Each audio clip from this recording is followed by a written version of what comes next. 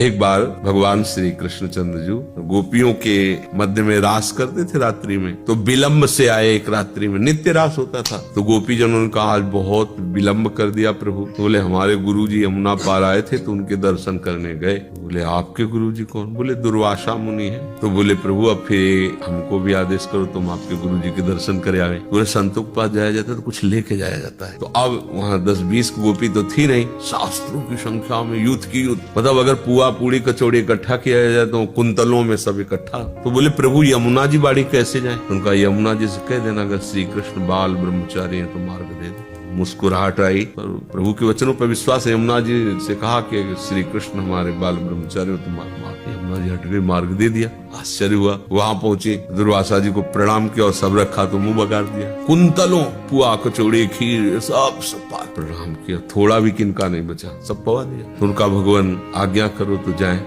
तो यमुना जी बाढ़ी हैं। तो बोले कैसे आई थी? बोले प्रभु ने कहा था कि यदि हम बाल ब्रह्मचारी हैं तो मार्ग दे दो। यमुना जी ने मार्ग। तो बोले कह देना दुर्वासा अगर दूध के रस के सिवा अपनी जबान में कभी कुछ रखा ना हो तो यमुना जी मार्ग। बहुत हंसी कि जैसे गुरु ऐसे चेला, जैसे चेला वैसे गुरु। क्योंकि अभी हमने कुंतलों सब मिल करके पवाया, कहते जबान में न रखा हो। गई पर यमुना जी से कहा कि दुर्वासा जी अपनी जिह्वा में दूब के रस के सिवा और कुछ ना रखा हो तो आप। यमुना जी ने मार्ग दे दिया। तो आश्चर्य हुआ, प्रभु के पास गई। प्रभु ने कहा गुरुदेव से मिलाएंगे। पर प्रभु हमें लगता है आप गुरु चेला दोनों झूठे हो। बोले क्यों? बोले शास्त्रों गोपियों के साथ रास करते हो, हंसते खेलते हो। बोले पर यमुना जी ने मार्ग दे दिया और उन्होंने कहा कि अगर दूध के रस के सिवा जबान में कुछ न रखा हो तो पुआ खीर तो हम ही पवा के आ रहे, तो झूठा नहीं हुआ। भगवान ने कहा तुम्हारी भावना थी, तुमने पवाया, उन्होंने स्वेच्छा में कोई इच्छा नहीं की और कोई पाया नहीं। और भगवान अपने स्वरूप के सिवा कोई है नहीं। गोपी नाम च तत्पति नाम सर्वे साम्योच, इसलिए अखंड ब्रह्मचारी।